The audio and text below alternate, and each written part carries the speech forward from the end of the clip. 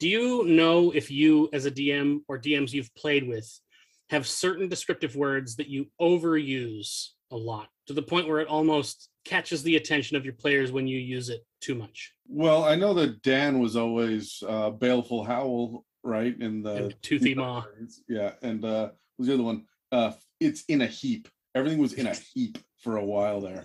It's a lot of heaps. Yeah, for me, Heaps of heaps. I have to watch out for the non-descriptive descriptive words. Like I will use it's fantastic, it's amazing, but it doesn't tell you anything. Right. Like, oh, it's a spectacular show of, yeah, I'm not helping at all, right? That's kind of my downfall. I'm trying to tell them how to feel instead of describing it and letting them feel for themselves. Yeah.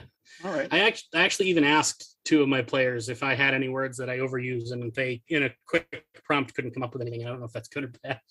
No, that's good. That means you've got a varied vocabulary. Kyle, do you have anything? I really like the word ooze, so probably that. I feel like the word ichor comes up a lot in D&D as well.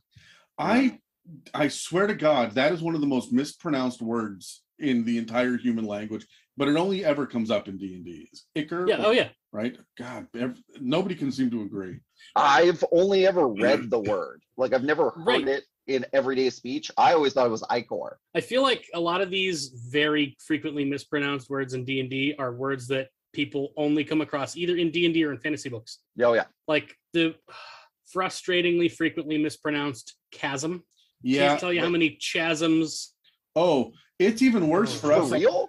It's worse for us up in Canada when you guys say foyer, right? Like there are so many words. Yes, because Americans have such a ridiculous inconsistency with whether or not we will lower ourselves to French pronunciations of words that are originally from French. All right, I got a question for you, Jeff, before we wrap up the cold open. Is it decal or decal? It's decal. Fuck off. It's sticker, really. Fuck decals. It's a Mimic, the round table Dungeons and Dragons discussion, where you never know what you're going to get. Welcome to another episode in our conversation on Dungeon Master Tips. I'm Adam, and with me are Jeff and Kyle, and this episode is called Setting the Scene, Using Your Uncommon Senses. We've previously covered a lot in our conversation on dungeon mastering, including world building, condition effects, some of the variant rules, and managing the in-game and out-of-game perspectives on dungeon mastering. You can find over 30 episodes covering DM tips, tricks, and inspirations on Spotify, Apple Podcasts, and dozens of other podcast apps, or you can jump over to YouTube and dig into the entire playlist on Dungeon Master tips that we've built there. In this episode of the It's a Mimic podcast, this panel of Dungeon Masters is going to deliberate profusely regarding expressive and illuminating expressions, vocabularies, and terminologies, concentrating primarily on the frequency and circumstances in which to fixate on specific details, and by what method to apply these previously mentioned details.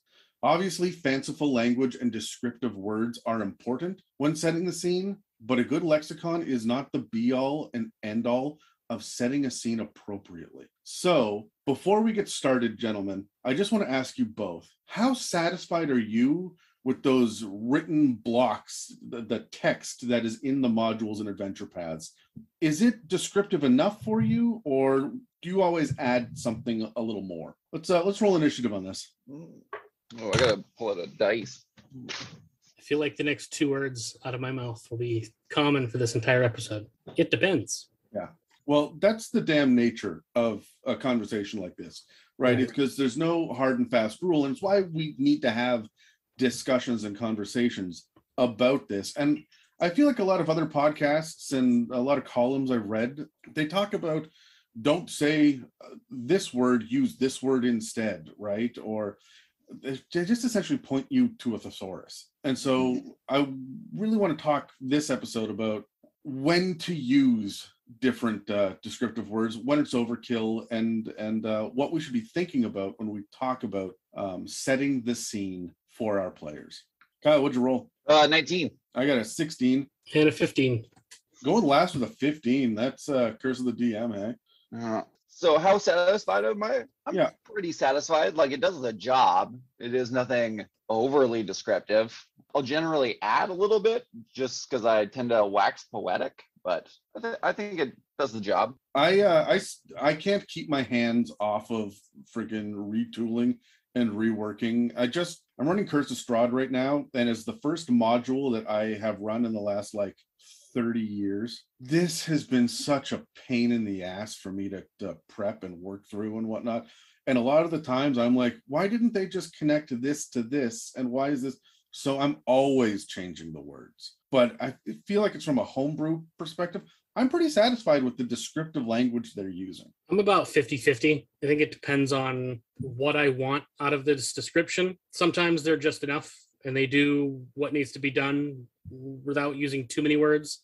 Sometimes I feel the need to add things, and at other times I completely rework whatever it is. And the reason why varies just as much. So generally, sure, for the quote average DM, which is going to kind of catch everybody under that umbrella, yes, I think I'm satisfied, but it's clearly not going to be everything for everybody, and I think they know that. One of the things that I always stop and think about is, why are they making us read this portion out directly now? And I've noticed that the thing that they tend to focus on is locations more than anything else. They will give us a description of a person or an object or an item, but we rarely get anything like actions or movements or anything involved in the description. So like that tends to be buried in the text somewhere and seems to be very loose. So I just think it's interesting that there's more of a focus on the exploration pillar when it comes to the actual module descriptions. That's fair. I find that they leave characterization of NPCs in written modules very, very open to interpretation in how central a figure this NPC might be in a scene or the module at large. Even just going back to Curse of Strahd, that module gives you multiple NPCs where it gives you a moment of introduction the first time that you meet this NPC, and it gives you very vague motivations, and that's it. They leave you to fill in all of the rest. And if you're not prone to doing that on your own, to getting joy out of finding a way to thread this NPC into the weave of your campaign tapestry, it could leave some DMs not knowing what to do with the stuff that they leave out, or that they give you the tiniest little piece of and nothing else. Yeah, I think the danger there is that you can't give a DM too much. Like, you can't have it set in stone and like, this is exactly how you should play it, because that NPC is going to change depending on the party and its reactions. So you kind of have to tailor make it a little bit for what works best for your party. Yeah, I always want there to be a little sidebar about essentially the initial intent. Why is this NPC in this game, especially if they're important enough to have a stat block, like at the back of the book or whatnot. I want a little motivation. This is what they want. Here's a breakdown in 3 very, very short paragraphs. This is what they want. This is their main tactic to do it. And this is their overall attitude. And of course, this is just meant as a guideline for DMs. Change what you want, right? Because God knows, we're all going to change it anyway. But it's nice to have it kind of pointed in the right direction for us. But let's talk about description. So one of the things that I noticed, I originally sat down to do an episode on descriptive words. It was very similar to everything else that's out there because it's one of the things we haven't covered yet really on the podcast. Dan and Terry and I went over it, 150 episodes ago, very, very briefly, about basically the idea of show, don't tell. If you're not familiar with this, it's a creative writing term, and it essentially means don't tell your players that the person across from them is creepy. Describe the creepy things they're doing and let them come to their own conclusions. The more that you do this, the more your players will become engaged in the narrative and the setting and the NPCs that you've laid out in front of them. Don't just tell them that it's a really big flock of crows. Show them it's big. There are over 100 crows. They blot out the sun. It's shit like that. The more descriptive we get in showing and not simply just telling the players, the more engaged they're going to be. This is actually one of the last things that most DMs learn to do, because when we start off, are so focused on the mechanics And then our other major focus tends to be really table management. Whose turn is it next? What are you going to do on your turn? Hey guys, put your phone down and pay attention, right? The idea of painting the picture is why we like people like Matt Mercer, for example. He has great descriptive language and he shows, he doesn't tell. He never tells the players how to feel. He only gives them the information with as much detail as they need to react appropriately. Now, when it comes to this, as I was really thinking about it, it broke down in my head to essentially be about the senses, because when we're describing things to people, we want them to perceive, and that comes down to the basic senses. And it kind of structures strangely because it's not as easy as saying, hey, you know, there's a couch in the corner. That's not descriptive. Yes, you've identified something, but you haven't described it. So it's not simply just nouns and verbs. Those are the things we then want to describe further. It's not enough that it's a couch. It's a gray, rotted out couch with bits and pieces of straw sticking out from between you can get deeper into it. And I essentially broke it down into there being 5 things that we are always describing. It's people and animals, that's 1, places, objects and items, actions, and then reactions. Have I missed anything on that, guys? Or is there one that sticks out to you as being the most important or the least important? Not off the top of my head. I think their importance changes depending on the moment. Is there anything that you tend to focus on more than others? Probably people. I don't have a specific answer other than whichever of these things helps to establish the mood I'm going for at the moment. Yeah. That's a really interesting comment. I want to talk about it a little later in the episode. The idea that what we're trying to do with our description is not just pass information, but also establish mood, really setting the tone for things.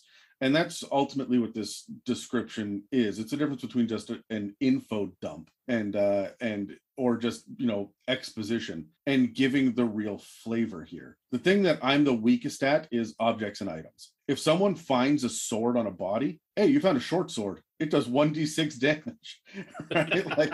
I never think about, oh, it's got a rusted hilt with the. I just don't get into it because they've looted the body. I rolled on a random table. This doesn't matter to me. It might matter to them, but they'll probably just pawn it off at the next village. So I don't think about it. And I feel like I'm missing probably some of the flavor that I could be hitting. Now, I said before that a lot of other sources out there talk about what words to use in what scenario, but I find that I know how to use a thesaurus. I know how to use a dictionary, and I read a lot. So I have a pretty solid vocabulary.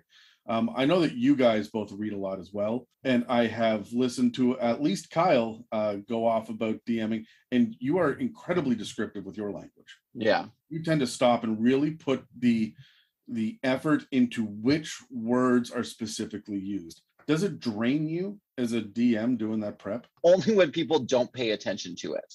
When I go through all that work and I'm really proud of what I wrote and they're just like, and don't hear it all. So I love it. I love flavor text. I love really getting nitty gritty into details. It makes me happy. So it's never really a wasted effort to me. Jeff, how do you feel? When you're doing your descriptive prep, when you sit down, are you picking out like specific words to use? This is exactly how I'm going to describe this. I'm going to script it out for myself. And if you do that, is it exhausting or does it come naturally to you? Sometimes and no. Sometimes I spend a lot of time coming up with setting a scene, scripting a scene, trying to figure out exactly how this might go so that it goes the way I want it to. And when I do that, I don't find it to be taxing. I just kind of vomit into my notes. Other times it just feels more appropriate to just give myself a couple of words for bullet points and go off the cuff.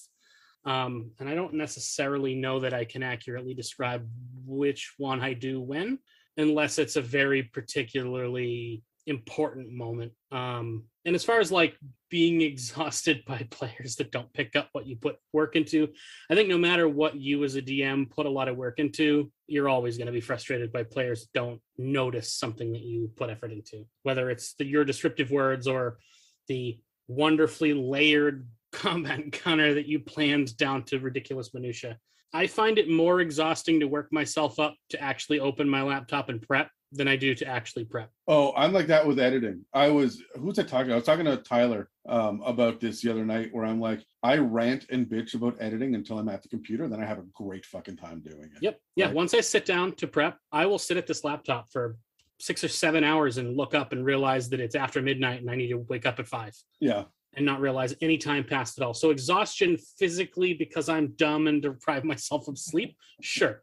But not because I find the work taxing once I actually do it. Yeah, for me as well. I used to script all of the time. My DMing style is different than most people. I get so into the details of the prep, that of the world, that and in counterbalance, that my job is merely reacting to others. So I try not to prep except when I specifically want to hit an exact tone or describe something a very specific way because it's a clue to something else, right?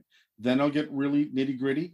But otherwise, I'm sitting and listening and watching what they're reacting to, and then describing what they're asking for, right? I'm going to roll a perception check.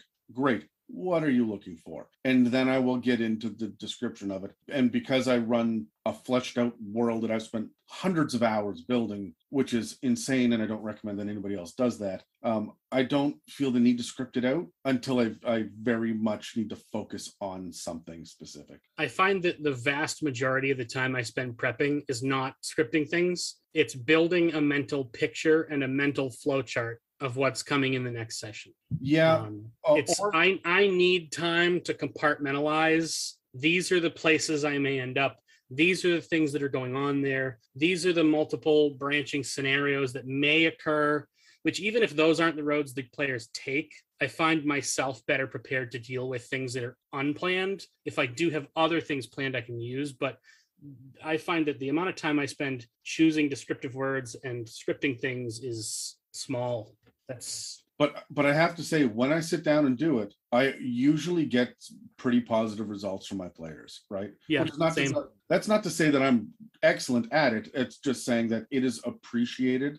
Players like to know when something is very clearly laid out and this is supposed to be this definitive way, instead of you just shrugging and saying, I don't know, maybe. And that's one of the things about descriptive words, the hidden benefits, is that it gives us specificity and it makes our world feel real. It doesn't make it feel made up on the spot, right?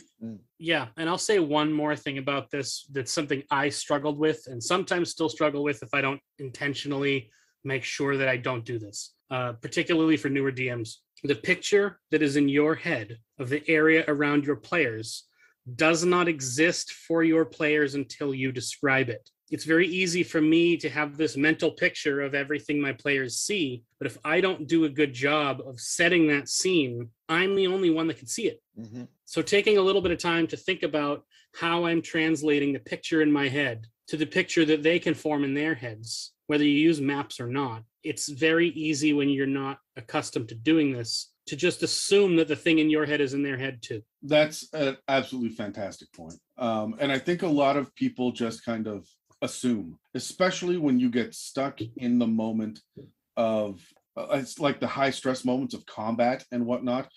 He swings the sword and hits your shield.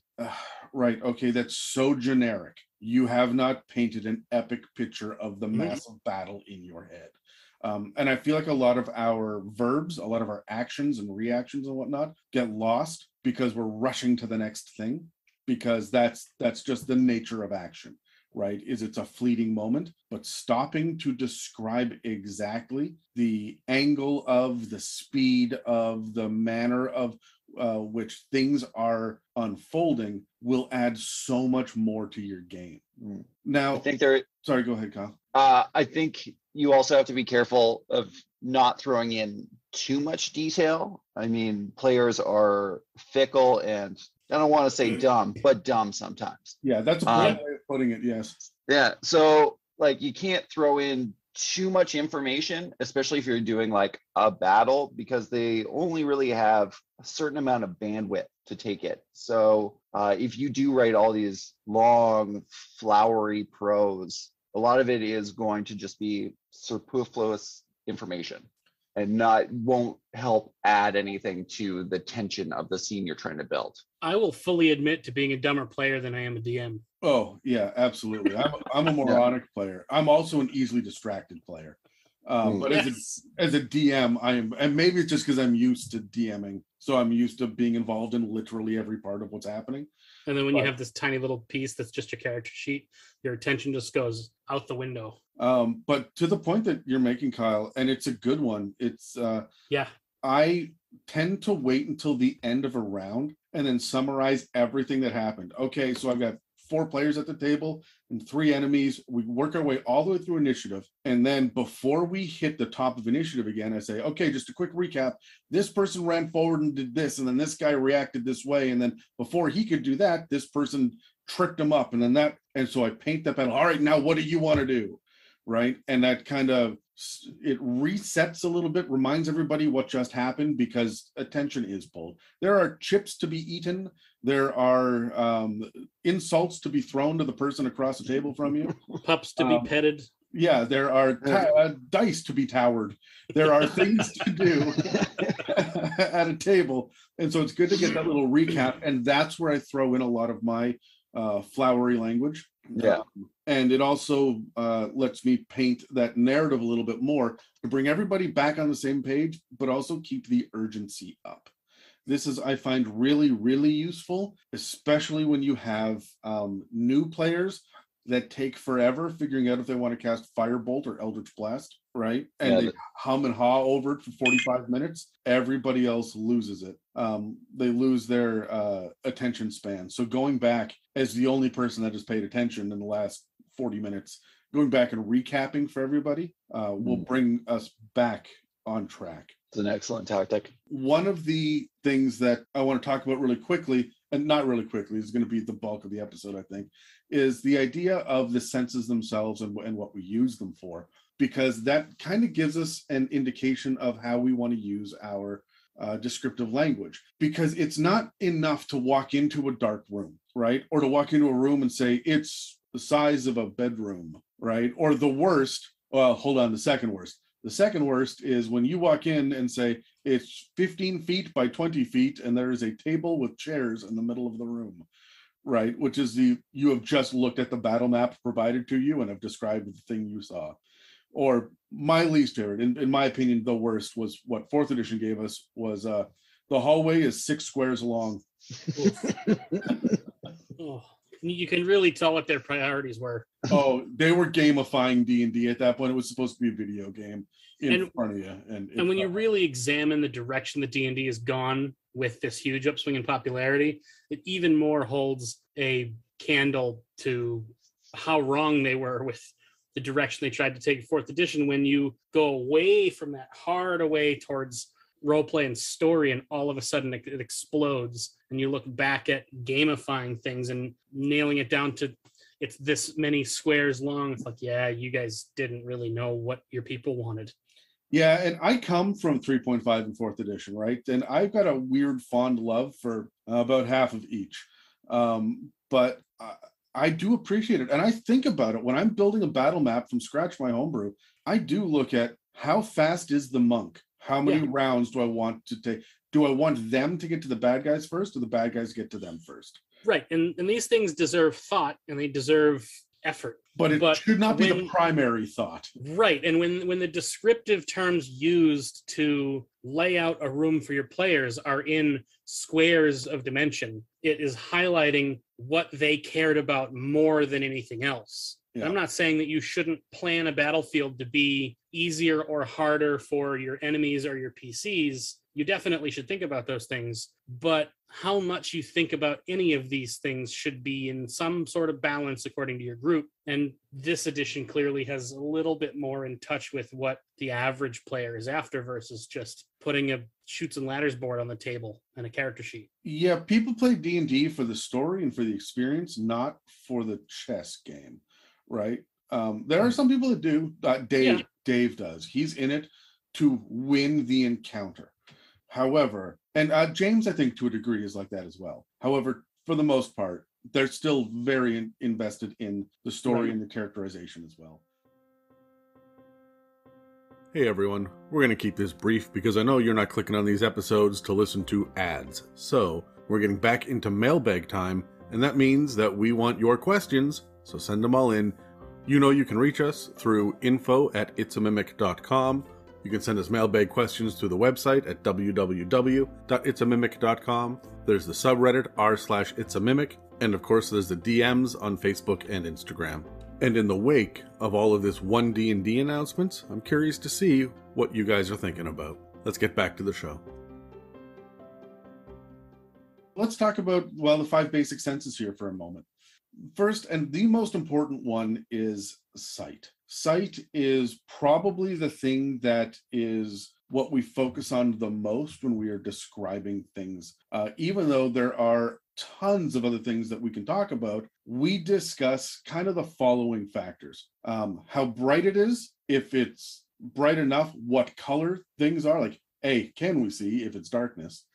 B, what color things are? C, the size of things, and related to that, kind of like the distance.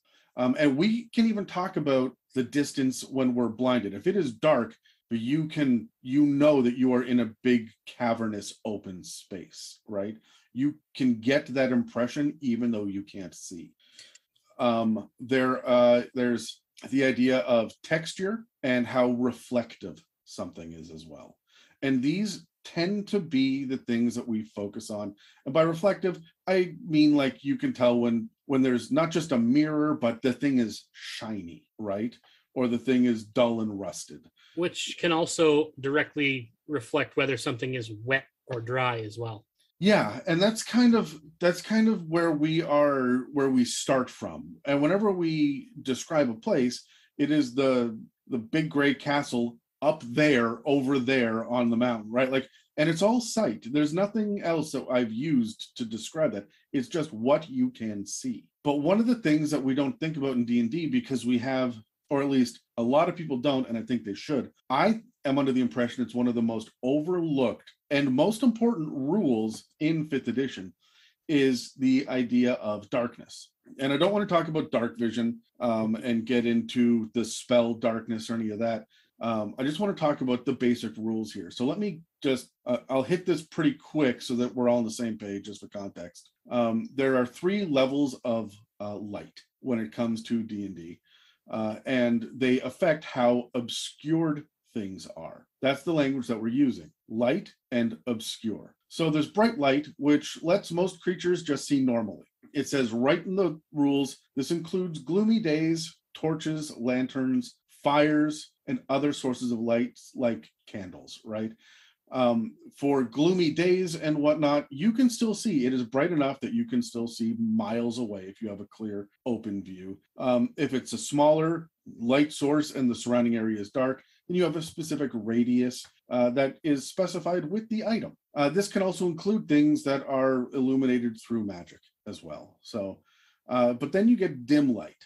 Dim light's the one that's always forgotten. People tend to think that there are only 3 levels of sight in D&D, which is bright, blind, and dark vision. But we also have bright light, which is, if you just think about it, it's shadows. And this creates a lightly obscured area. So this is an area of dim light. It's usually a boundary between a source of bright light, like a torch, and the surrounding darkness. The soft light of twilight and dawn also counts as dim light.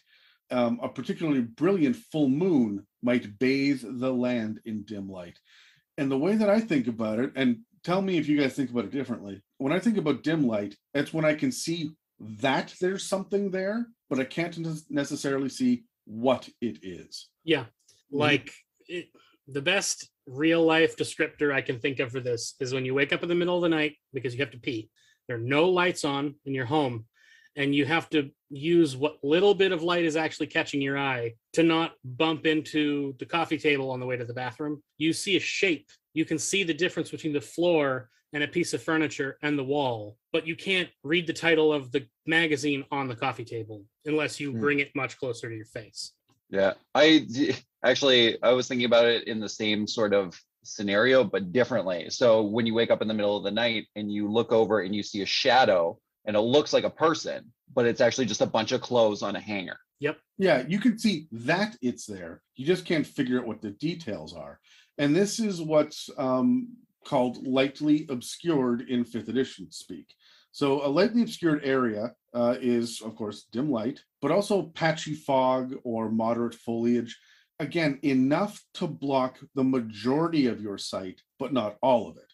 Creatures have disadvantage on perception checks that rely on sight in this area. So if you are in dim light, that means if the sun is setting or rising or there's a full moon, you have disadvantage.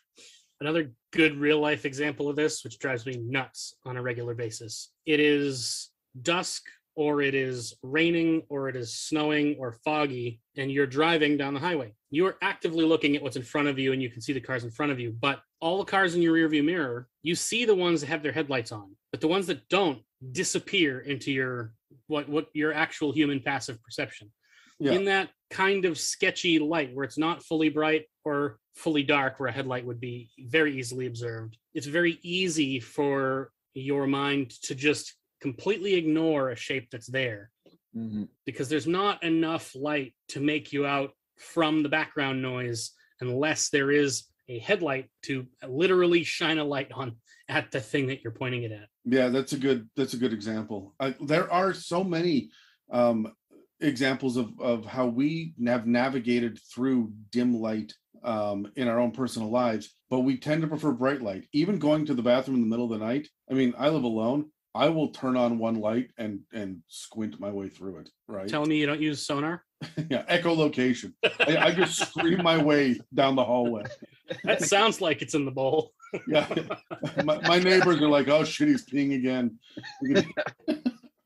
So he's either peeing or being murdered. Guess we'll find out tomorrow. Very narrow distinction between the two. Yeah. I had kidney stones not like last year, and let me tell you, those two things were the same. It was yes, peeing and getting murdered. Yeah, that is a pain I wish on very, very few people. Only Dan, really.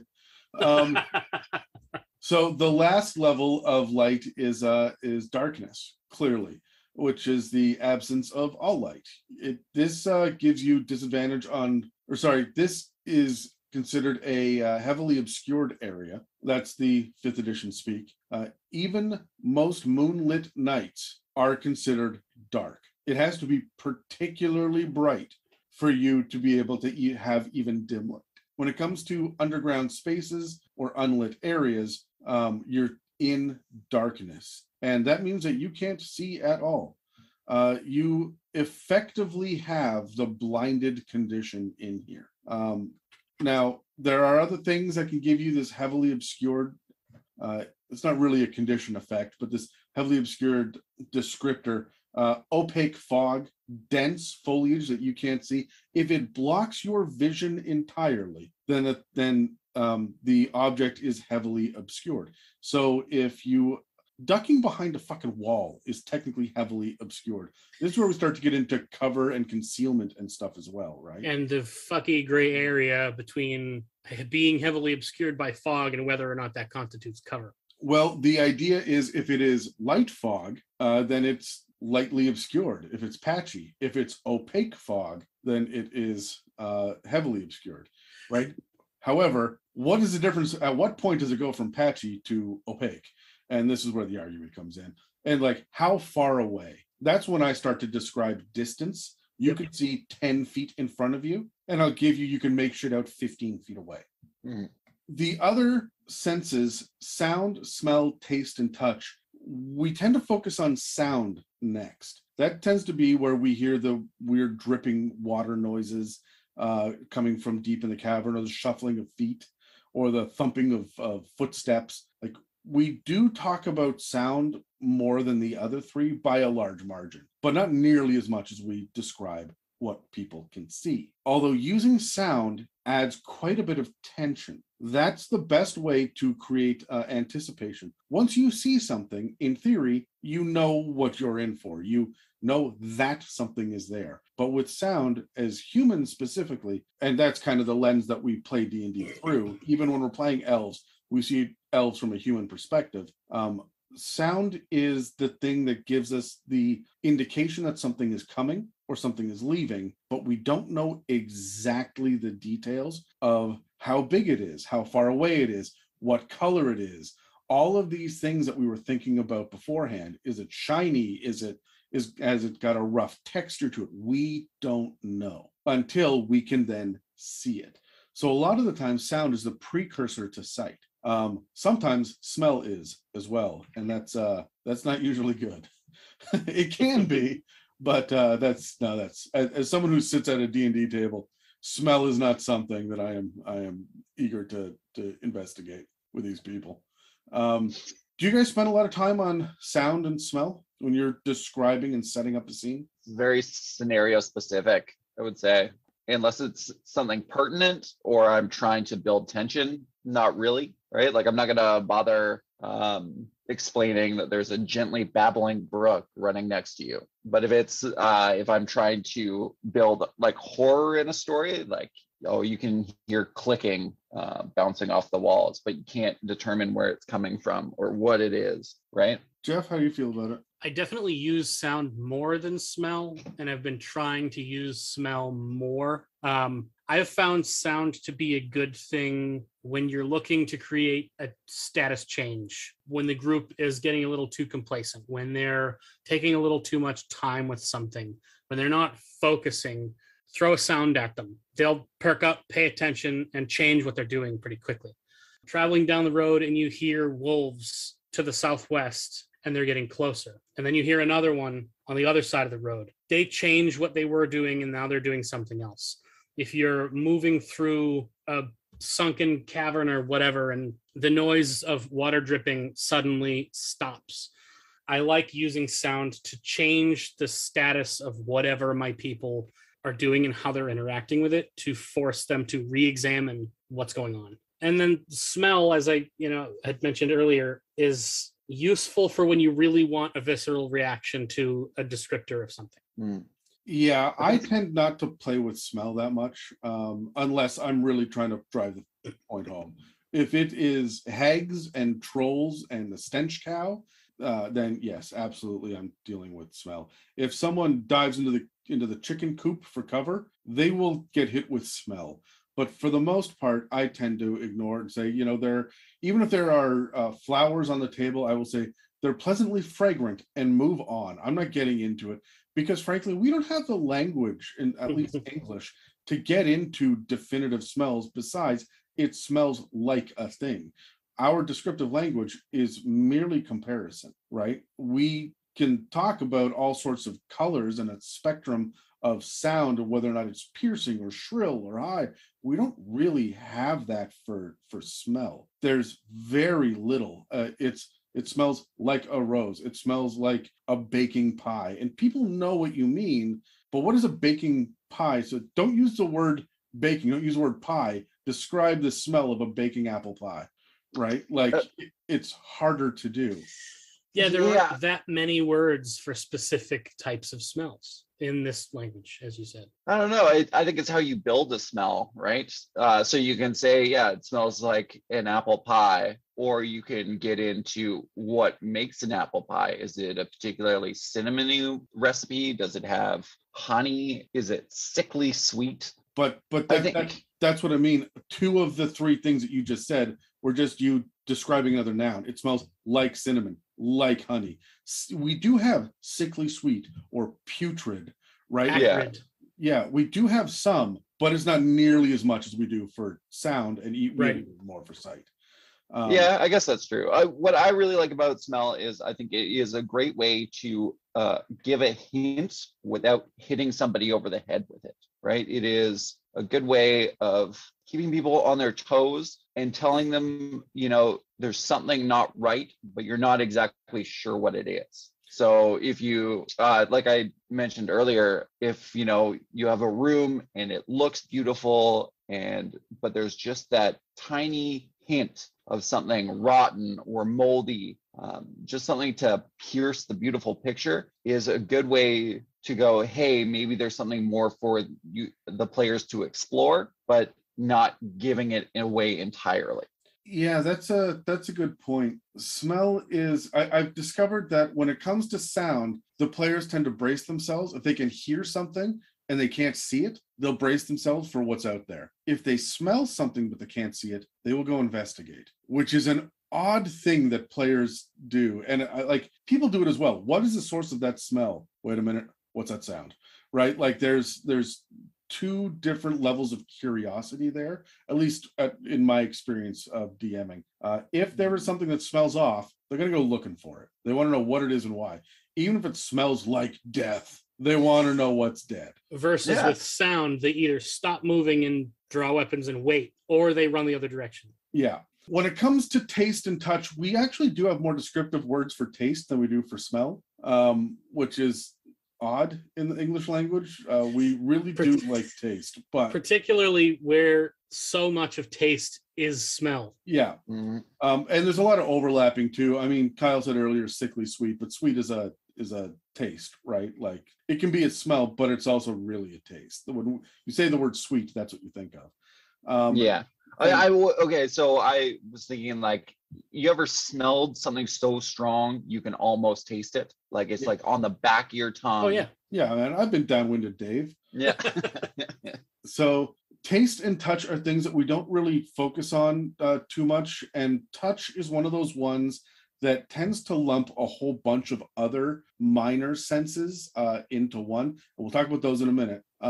But I don't have a whole lot of use for taste in my D&D game unless it's actually important to the plot. It's a poison, or you get something like it's a gift from someone. It's a fine wine that tastes like this, right? I don't George R.R. Martin my way through a campaign, right? Why not? Because my players are not curious. Because your campaign would never end. Of fucking candied pheasant that's on the fucking table. They do not care. I'm gonna remember this next time we play Call of Cthulhu. Yeah.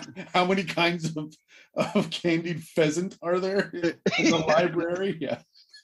Just gonna start going around tasting everything and making you describe it. What does the paper feel like in this book?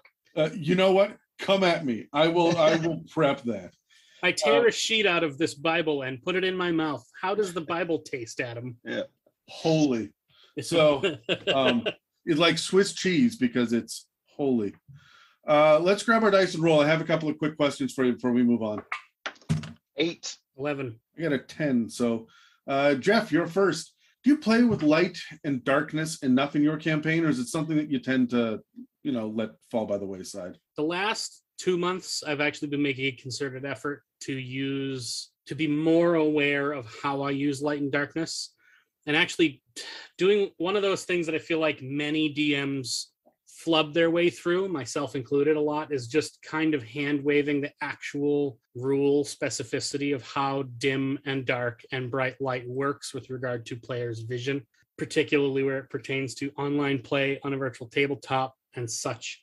I've been trying to be more specific, to actually give people the rolls at disadvantage when they're in dim light, to impress on my players that if you want to see more, you're going to need a light source. So in the past, no. Recently, I've been trying to put much more effort into that part of the game.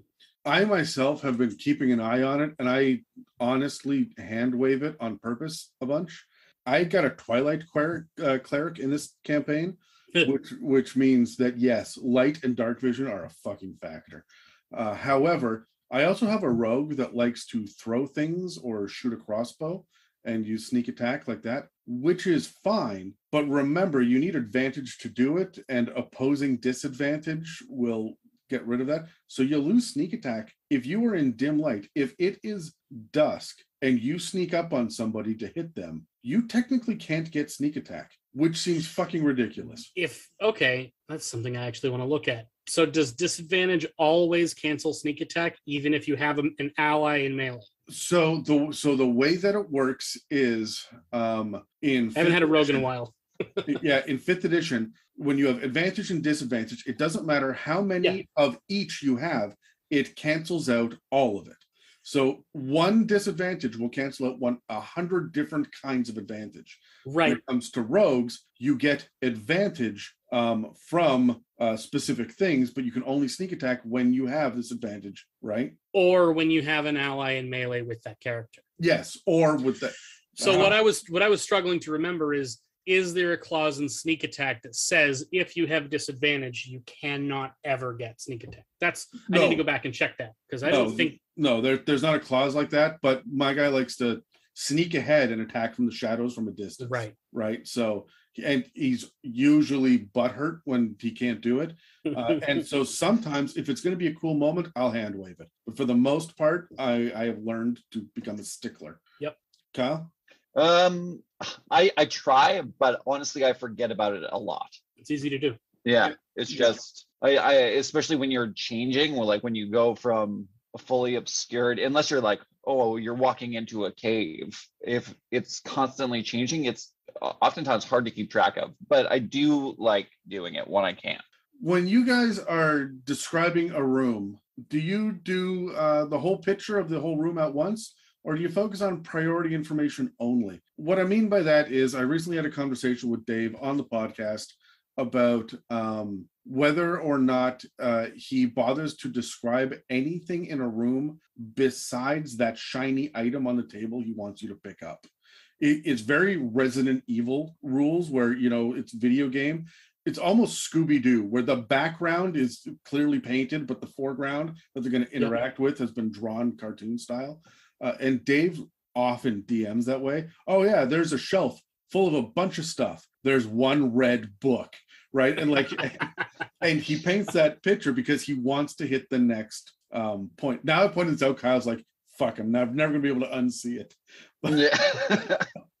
But that's kind of how he pushes the plot forward and doesn't get caught up on what he deems are unnecessary details. Do you guys really focus on the whole picture or just that priority piece of information? Jeff, I think you were first. Both. I think a lot of it comes down to, am I trying to portray a sense of urgency or stress? Am I trying to give the players the impression that they have time to think about something or look at what's around them?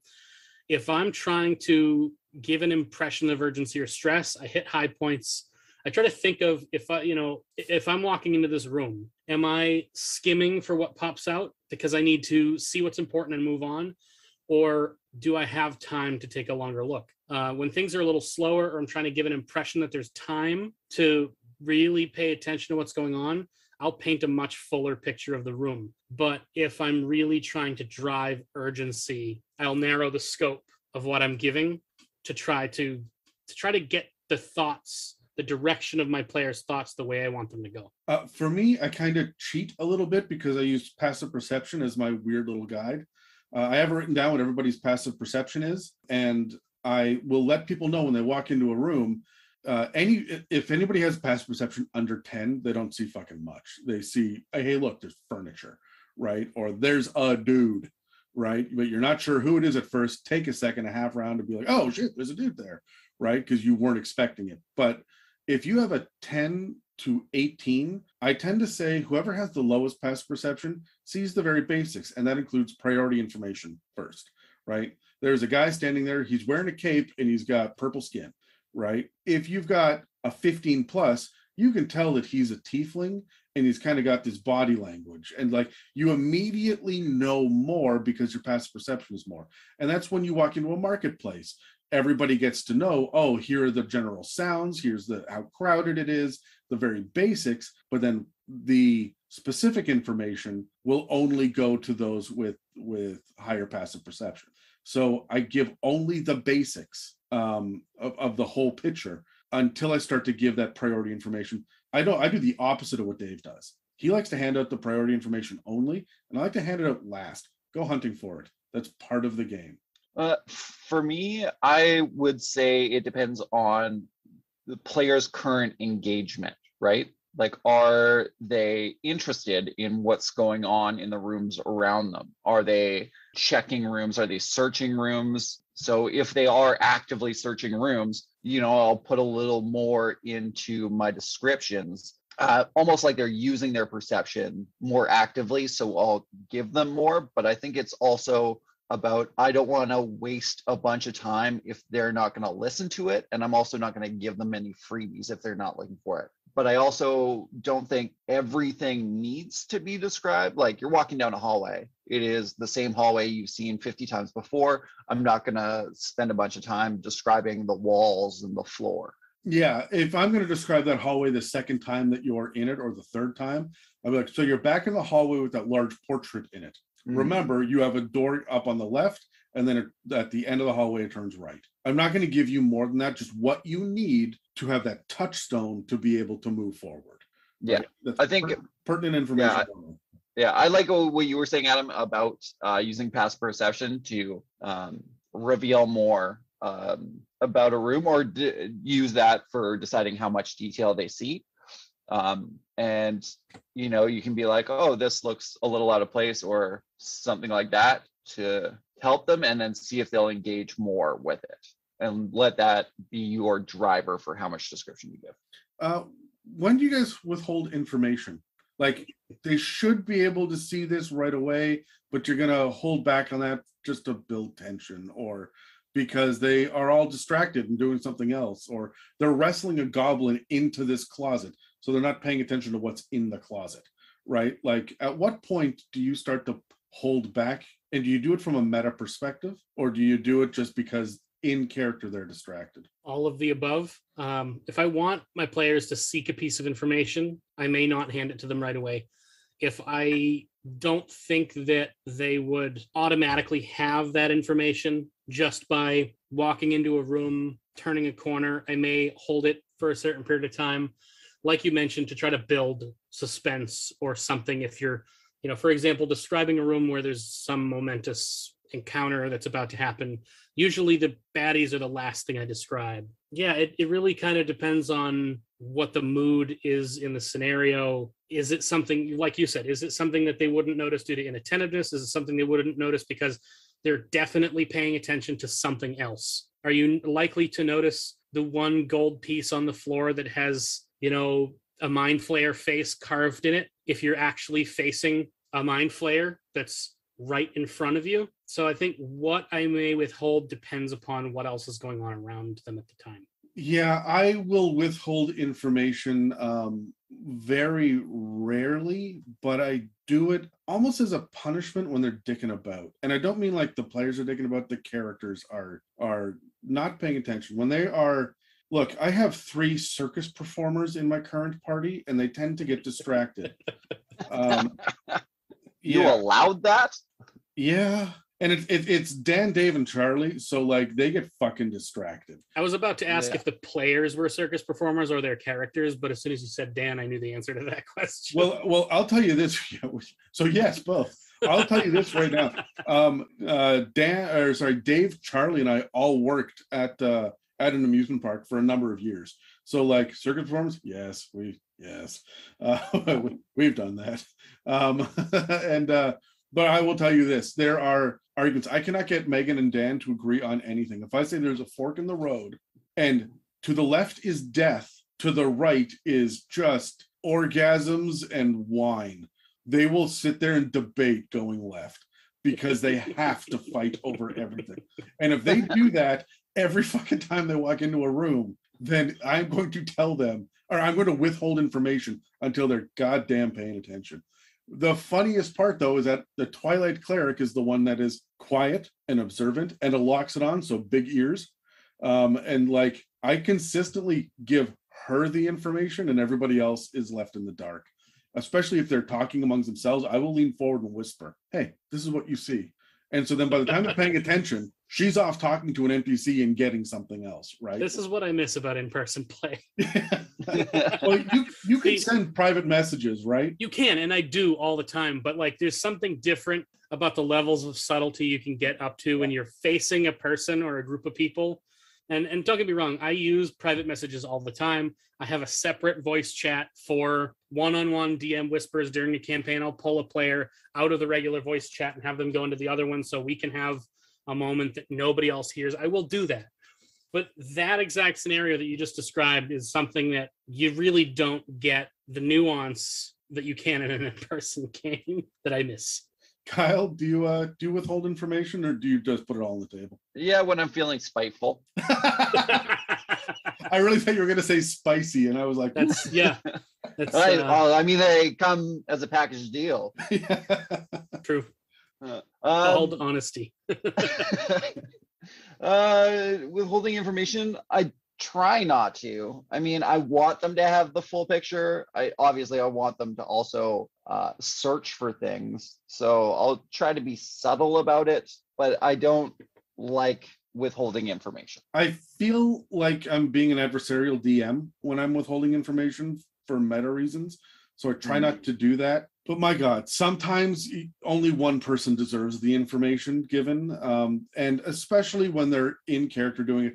When the barbarian is belching and farting loudly and bullying the wizard, no, the barbarian's not going to hear what's going on, right? Like, that's just the way it's going to be. I will, for lack of a better term, impose disadvantage on their passive perception. I just assume they get a -10 to their passive perception. So...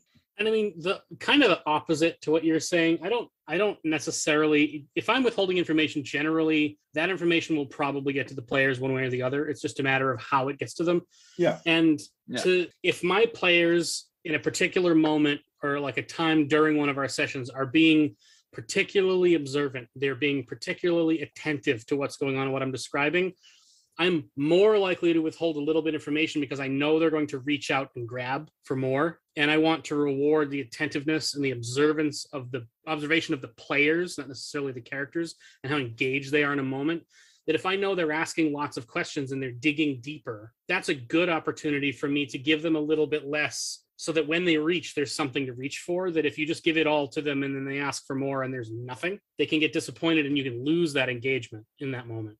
Yeah, that's one of the subtle DM tricks that I use as well to reward players for paying attention.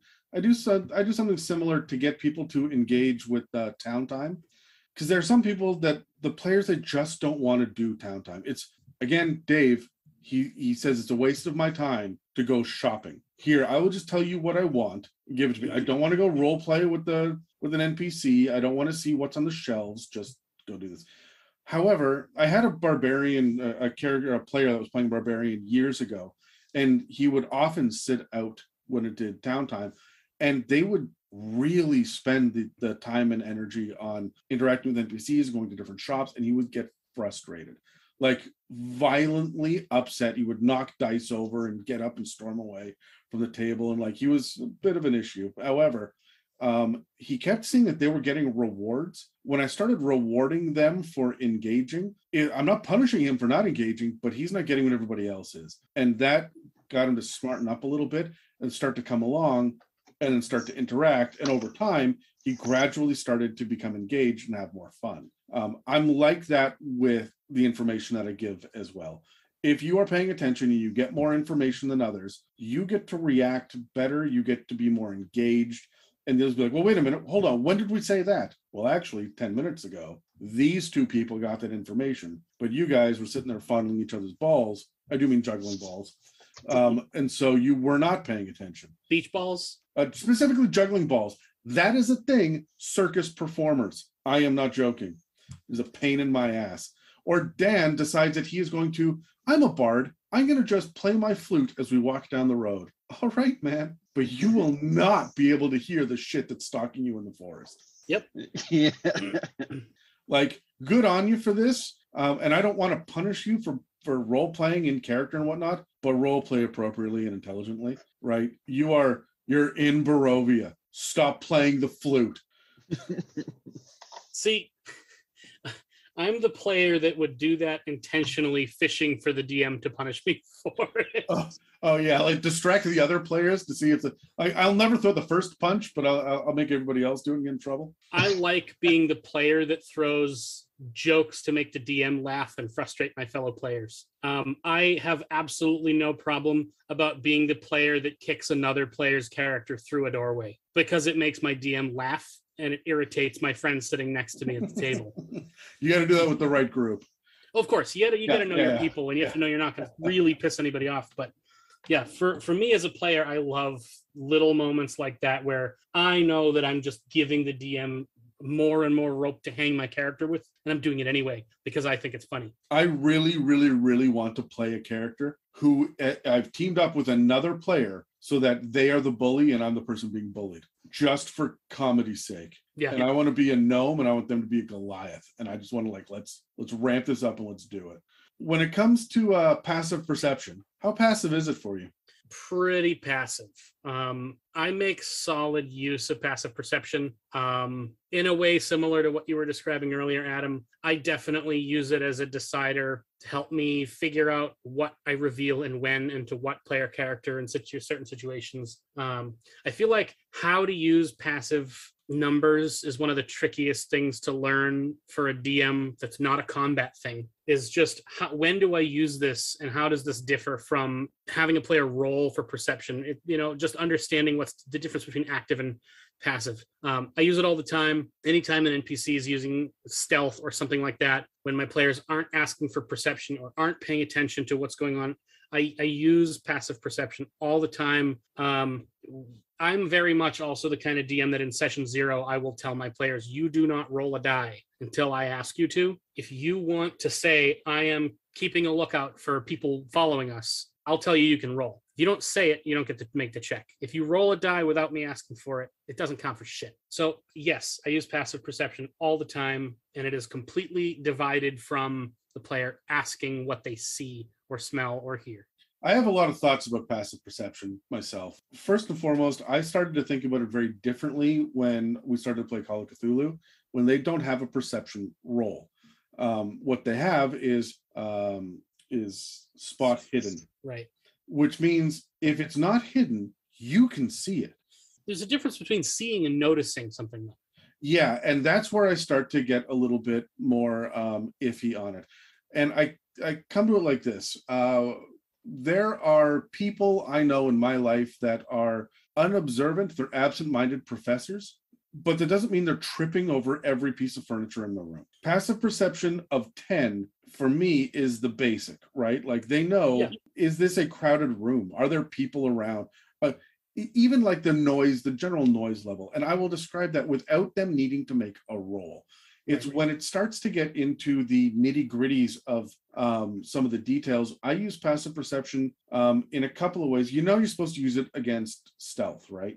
So if someone is sneaking up, it's against passive perception, which means when your guys are on watch overnight, they shouldn't be rolling perception checks. Their passive perception is what is required, which means that if you have sneaky enemies coming in, you're relying on the passive perception of the players. That feels a little weird and wrong to me because you're on watch. And I think also it's easy to want to hand wave that too because people like rolling dice. People like feeling like they had an impact on whether or not they spot something or not, whether it's good or bad. Rolling more dice feels more fun than just relying on a number on your sheet.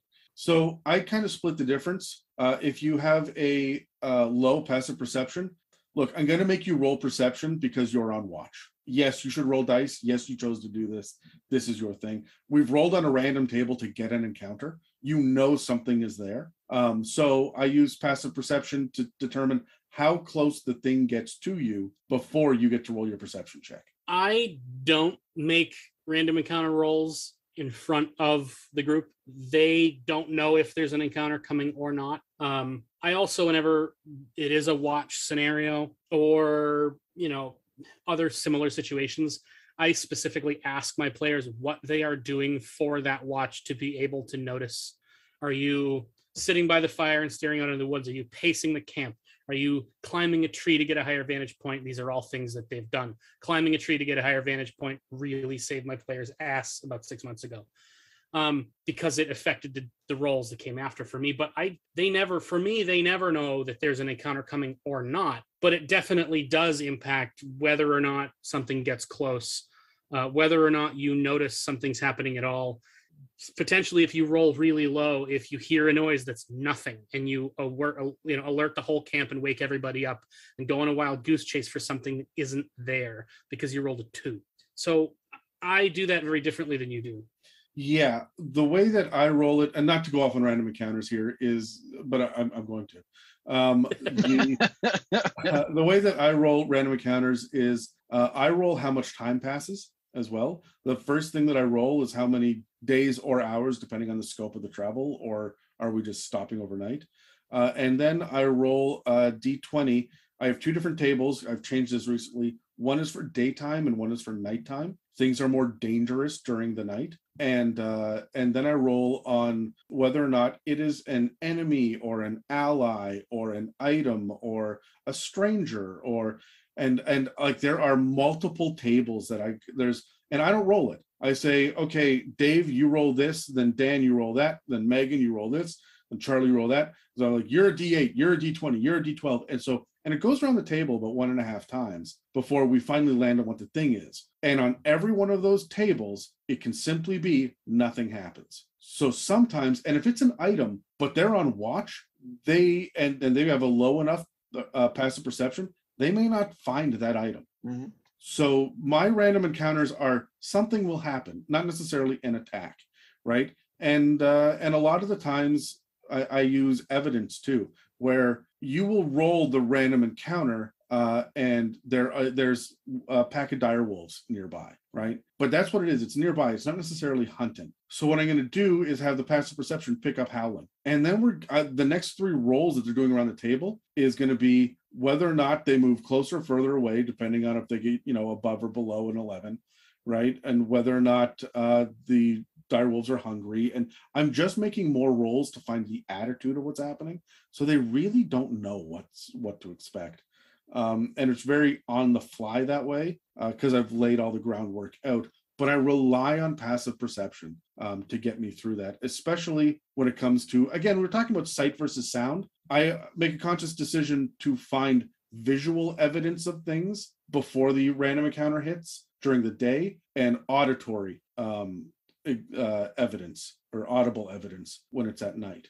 I can say that as much as I think I would enjoy playing at your table, running a game your way would make me absolutely mental. It's just 3 pages. I just flip a page once, and everybody else roll dice, so I don't have to do anything. It's fine. No. I have found you can affect a player's real world passive perception by randomly rolling dice and then asking them what their passive perception is, and then go, and then fake writing something down. Oh yeah, all the time. Yeah.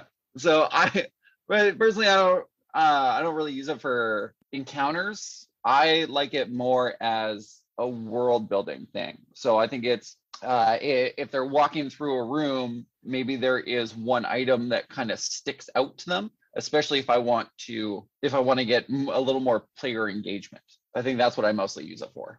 Do you guys use passive investigation at all? Not nearly enough. I generally like passive abilities and encourage their use if it's something you're comfortable with. I tend to forget that passive investigation exists most of the time, which is not the case for passive insight, which is next. I consider there to be really 5 major passive skills. It's perception, investigation, insight, stealth, and history. And passive history is just like, do you inherently know that this is the appropriate way to act in these scenarios, right? That's a fun one. I like that. And so I asked for everybody's passive, or not just passive, their skills ahead of time, because I build skill challenges around the party sometimes. But passive investigation, for those people listening that don't know what I'm talking about, passive investigation is not actually called out anywhere in the core rule set, but a lot of DMs use it for things like when they decide that they're going to go over and loot a body, you can tell them, yeah, absolutely. You find the leather armor and the short sword that guard was wielding when you killed them. But if they don't roll investigation, they're not going to find the secret message or the health potion tucked, in the cloak, right? And so that's kind of the difference between passive investigation and an investigation roll.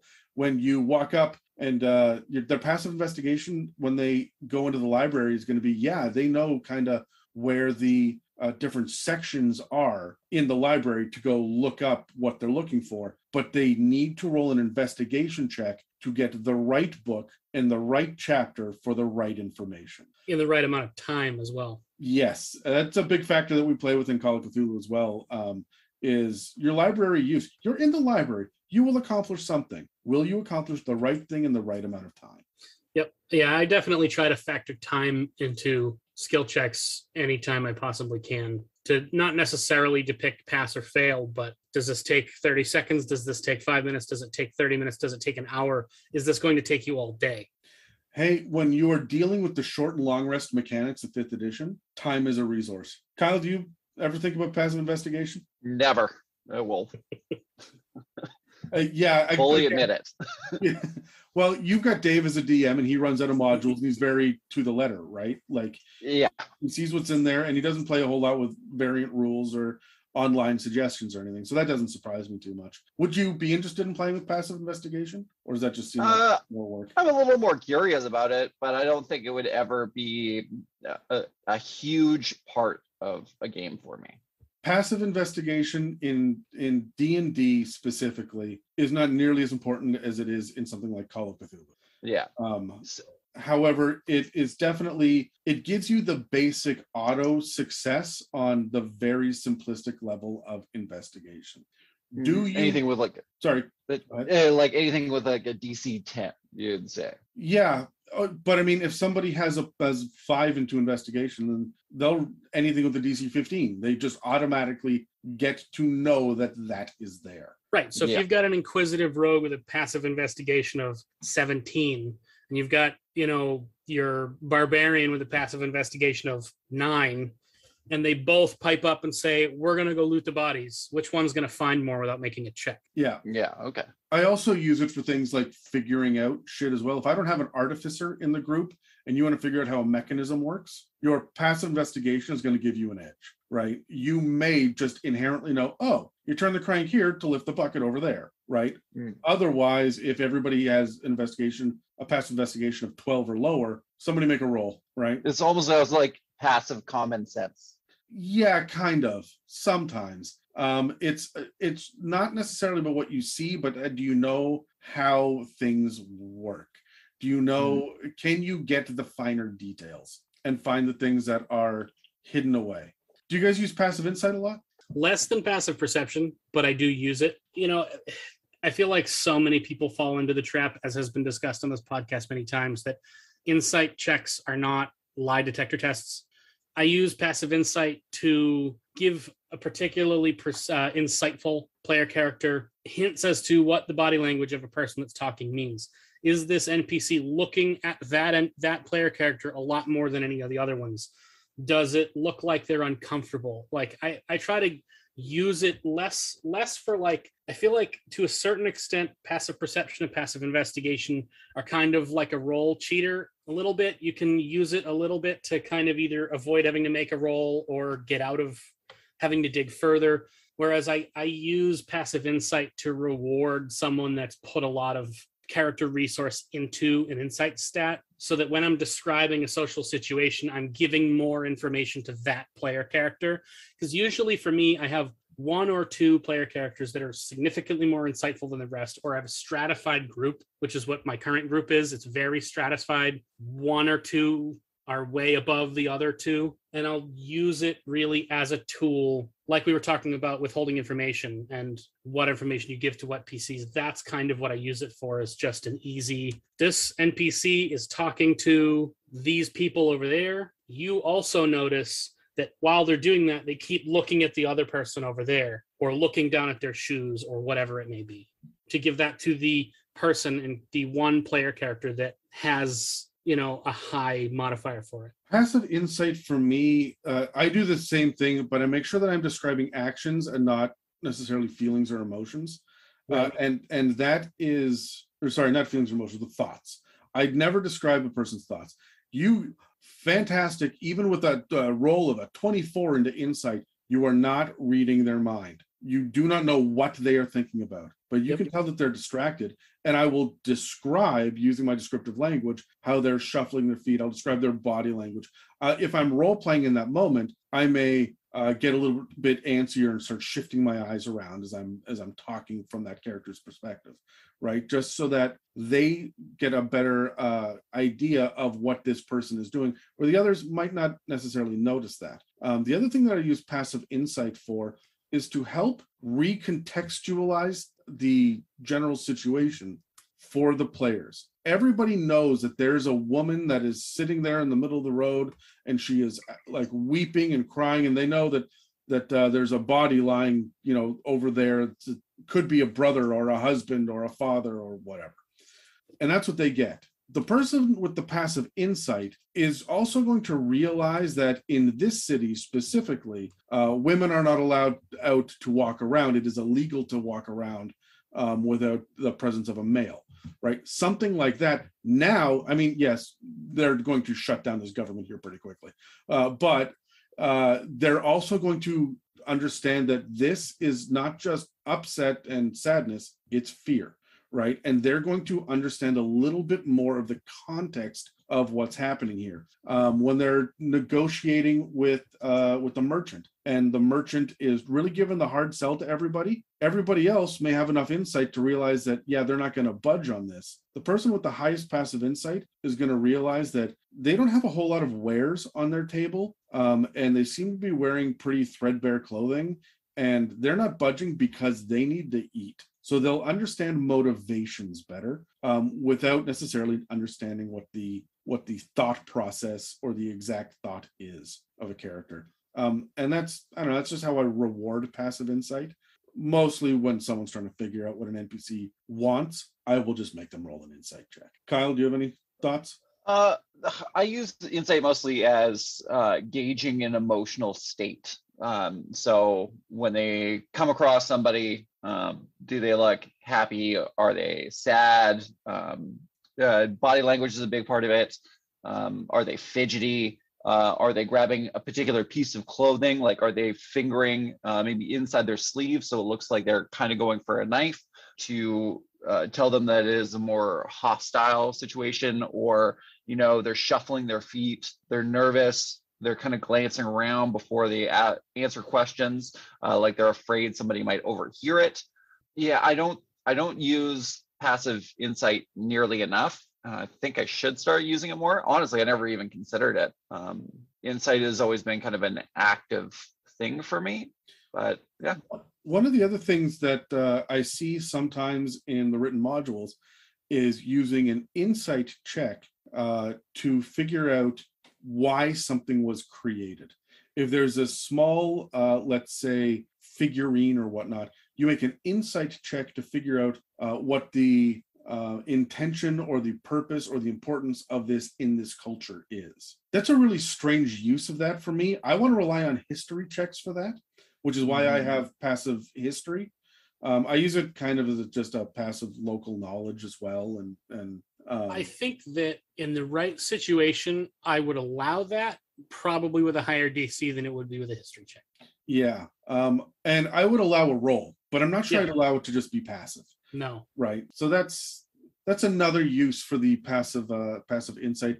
Before we move on, I know we're talking about descriptive words and whatnot. I just want to touch on these. Do you guys like passive history and passive stealth? Is there anything else that's missing? You don't think there should be passive acrobatics? Well, I've heard an argument for passive survival. Yeah, I mean, to a point, yeah. I mean, I can see how some people are just naturally more inclined to not getting lost, even if they haven't necessarily been trained how to track through a forest. They just have a good sense of direction and instinctively pick the right path. I can kind of see it. I had a level 20 mastermind rogue who was all about different disguises and whatnot, who I gave a passive deception to as well, so that they would just walk directly by people in city and whatnot. Even if they knew a different persona, they wouldn't pick up that it's the same person, right? So I often use passive skills, but that doesn't mean that I stop describing them. Right. And that's kind of the thing to take away from this is just because it's a foregone conclusion that you're going to automatically succeed doesn't necessarily mean that you should just skip past it. Remember, the players built these characters in this specific way because they want to be good at it and they want to explore being good at it. So give them that spotlight. Even if they've done this 40 freaking times, they're here to enjoy it. It's when their attention span starts to wane on it. When they go cold on it, they don't care as much anymore. That's when I tend to drop the narrative, the description a bit. That's almost exactly the same reason I give for why I don't like it personally when some DMs allow critical successes and failures and skill checks. If I've put expertise into stealth, a goblin should not have a 1 in 20 shot of beating my plus 13 on a 19. I look at the crit failures and the crit successes on skill checks. I think about it like Call of Cthulhu. Again, playing in a different system really makes you think about the mechanics a whole lot more. They have different degrees of success and failure. Right. And so that's what I end up leaning on. If you roll a 20, you can still fail. You just can. But if you succeed, you will succeed better than someone who rolled an 18. If you failed with the 2, if you rolled a 1, but you've got a plus 11, yeah, man, you may still succeed on some shit. That's not an auto failure. I think that's ridiculous. But you're going to fail upwards. Even if you roll a 1 on a athletics to climb, you're going to scramble up. It will not be graceful, but my God, you did it. Right, and this is exactly my argument. If you're going to have a person who takes, expertise in stealth, I've made the decision to build a character that is better at stealth than just about anybody else on this planet. For someone else to say that something with a negative modifier to wisdom can roll a natural 20 and still see me feels disrespectful to the choices that I made as a character to be able to make it so that's why I don't. I mean, we're getting way off the topic. No, I don't think we are, though, because with skill checks specifically, a natural 20 or natural 1 is what gives me indication as a dungeon master to focus on how it is accomplished now. I don't necessarily go out of my way to describe how something works on an 11, 12, 14, whatever. If you fail in a 7 or an 8, you failed, move on to the next roll, right? You didn't do it. Your sword your pry bar got caught. You roll a 1 and you fail. It's not an automatic failure, but chances are you're going to fail or you're going to succeed. It's going to give me the opportunity to add a little bit more flavor, a little bit more spice to it. And that's kind of an indicator for me that, hey, I get to play with the descriptor because everyone is engaged. A nat 1 just hit the table. Yeah, it doesn't really fucking matter, but a nat 1 hit the table. Everyone's looking to see what happens. Right. Now, and I get what you're saying. I'm thinking of the specific scenarios where my character rolled in 19 plus 12. Your character rolled a 20 minus 2, and your 20 minus 2 is supposed to be a success over my 19 plus 12. Yeah. Sorry, you're talking about a success through a 20? I'm specifically saying that what Adam was describing as, and at this point I've lost why we were there in the first place, but I'm specifically describing why I don't like using critical successes and failures in skill checks. And auto successes and auto failures. Correct. As rules is written, it's only attack rolls, but there are a lot of people out there that use them for skill checks too. And I'm describing why I don't like that and think that it can be disrespectful to the choices you make when you build your character. If your DM decides that a 20 minus 2 beats a 19 plus 12. If you are at a table right now that plays that way, you need to understand that this is not rules as written. This is a decision your DM has made or is just assumed because they heard it on some actual Play Live podcast, or they don't understand what the rules are. Whatnot. Revisit it. You should not be getting punished on skills like that. It's the same thing with saves. Unless it's a death save, if you roll a 1, it is not an auto failure. Right. And I mean, it ultimately comes down to, I am a fan of homebrew. I am a fan of making changes to rules to suit your game. I am not a fan of changing rules in the system that you don't understand well enough to understand the cascading ramifications of that change before you make them. Yeah, and having a 10%, because you're talking, 5% if you roll a 20, 5% if you roll a 1. No, that's a 10% guarantee of an outcome. Yep. That it feels wrong. It just should not be the case. Change what you want. Know what it changes and how that affects everything about the rest of your game. Well, guys, I think that this is a good place to wrap it up because we're so freaking off topic. There's a lot more to talk about on this idea of descriptive language, and not just how to use it, but when to use it and why to use it. So that's all for this discussion on setting the scene for now. We've got a lot more tips and tricks for dungeon masters and dungeon mistresses. So check back regularly to see what inspirations and insights we'll have for you in the future. Next week, we'll be exploring a new kind of dragon from Fizban's Treasury of Dragons. Yeah. Hey, everybody. So we know you can't get enough of the It's a Mimic podcast. So if you want to find more, hit us up on Instagram, Facebook, or at r/It's a Mimic on Reddit. You can also send us any emails with any questions or episodes you'd like to see at info@itsamimic.com. We also love to get some positive reviews and have you sharing us on social media and just getting the word of our podcast out to anybody you think might be interested. Thanks for listening to another episode of the It's a Mimic podcast. If you'd like to support us, we have a donate button on our website, www.itsamimic.com, as well as a store for some potentially erotic merch. We also rely on word of mouth to get the news of the podcast out to the community. So please pass the word to everyone you know that we're available on iTunes, Spotify, and YouTube, as well as more podcast apps. Thanks again for listening to It's a Mimic, where you never know what you're going to get, such as us rambling far, far away from the intended ending of this episode. This has been an It's a Mimic production. Inquiries, requests, and questions for our mailbags can be sent to info@itsamimic.com. What do you guys think is the most poignant sense, I guess, when trying to describe something? What do you think brings the biggest emotional response? Well, it's not really fair because we're so dependent upon sight, right? So I would say one of the things that is the most, maybe not poignant, but the most important things specifically for sight, and it's why we covered it more in depth than most in the episode, is the idea of light and darkness, right? The ability to see at all has such a big impact on people's comfort levels. I think on the opposite side of that, because we are often so reliant upon sight and so accustomed to relying on sight in D&D, that one of the fastest ways to get a reaction out of a player is to use smell.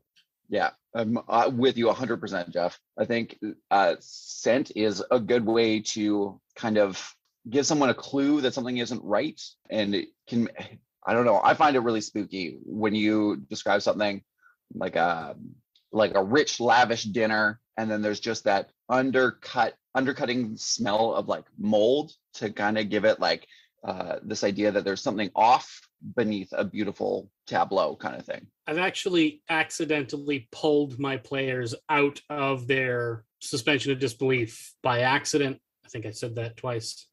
By describing a smell in a place I didn't ordinarily. They were leaving a sewer kobold arc and coming back to the streets of like the dockside part of a coastal city, and I described the smells of the dockside portion of a coastal city, and they all immediately stopped and go, wait, did it smell that bad before we went in the sewer? Because it didn't occur to me that I hadn't described it before, and now that I am describing it, it immediately broke immersion. Oh. Oops. Why we keep the cookie crumble sometime. We keep saying over and over again, it's the consistency in DMing is absolutely the most key thing that you can do. And manipulating when you are or are not consistent. I'm staunchly anti-pants until about then anyway. So I'm not wearing pants right now. Neither am I. How's it going, and it's baby? almost 3 p.m. Yeah. Yes, we ramble. This is the rambly group. Yep. That is the understatement of the century. Thanks for listening. Bye.